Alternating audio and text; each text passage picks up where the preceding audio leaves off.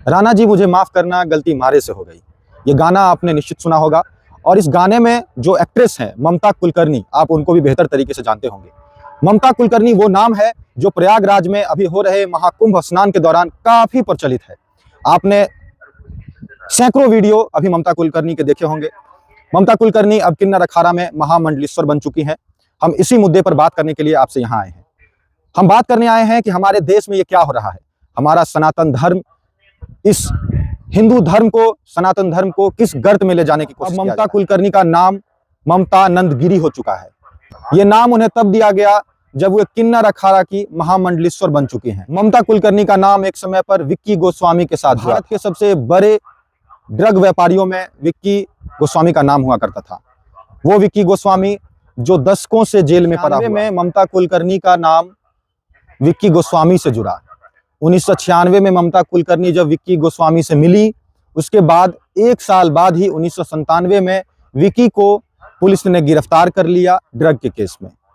और इस केस के 3 साल बाद 2000 ईस्वी में ममता कुलकर्णी भारत देश को छोड़कर विदेश में शिफ्ट हो गई। उस दौरान मीडिया में ये खबर काफी चली कि ममता कुलकर्णी ने विक्की गोस्वामी से शादी कर ली है।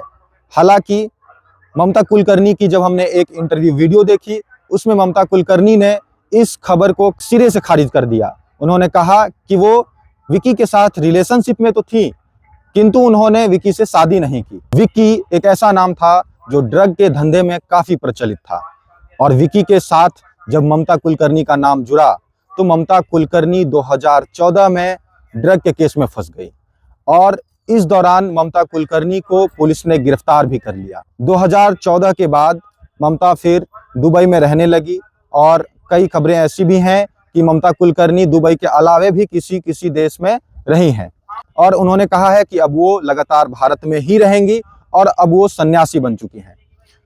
हम अब मुद्दे पर आते हैं। महामंडलेश्वर बनी ममता कुलकर्णी इस देश में सनातन धर्म का नाम रोशन करने आई हैं। हालांकि हम आपको यह बताना चाहते हैं कि महामंडलेश्वर बनने के लिए कुछ योग्यताएं निर्धारित हैं जो लिखित रूप से तो नहीं है, किंतु इन योग्यताओं का होना उस व्यक्ति में निश्चित जरूरी होता है। महामंडलेश्वर पद पर बैठने के लिए जो 3 शर्तें हैं, हम उन 3 शर्तों को आपको सुना देते हैं। पहला शर्त है कि वह व्यक्ति साधु सन्यासी परंपरा से जुड़ा हुआ हो, यानी ममता कुलकर्णी का सन्यासी होना जरूरी है।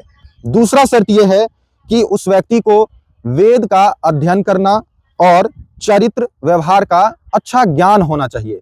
और हम बेहतर तरीके से जानते हैं कि ममता कुलकर्णी का व्यवहार पूर्व में कैसा रहा है। ममता कुलकर्णी का नाम ड्रग के मामले से जुड़ा, ममता कुलकर्णी का नाम विक्की गोस्वामी से जुड़ा और इसके बाद ममता कुलकर्णी को भगौड़ा भी घोषित किया गया। तीसरी शर्त यह है कि उस व्यक्ति की जब पड़ताल की जाए तो वह अखाड़ा कमेटी उस व्यक्ति की निजी जीवन और संत जीवन से संतुष्ट हो। यह तीनों शर्त महामंडलेश्वर बनने के लिए सबसे जरूरी शर्तों में मौजूद है। और जब हम इन 3 शर्तों की बात करते हैं तो ममता कुलकर्णी इन 3 शर्तों में कहीं भी फिट नहीं बैठती हैं। तो हमारा सवाल आप सब से है, आप सब कमेंट करिए और बताइए कि क्या ममता कुलकर्णी महामंडलेश्वर पद पर सुशोभित होने के लिए हैं या नहीं। क्योंकि ममता कुलकर्णी का इतिहास, ममता कुलकर्णी का पास्ट ऐसे व्यक्ति के नाम से जुड़ा हुआ है, ऐसे पुलिस मामलों, ऐसे आपराधिक मामलों से जुड़ा हुआ है कि हमें और आपको इस बारे में सोचने की जरूरत है कि क्या ऐसे लोग, ममता कुलकर्णी जैसे नाम, हमारे सनातन धर्म को आगे ले जाएंगे।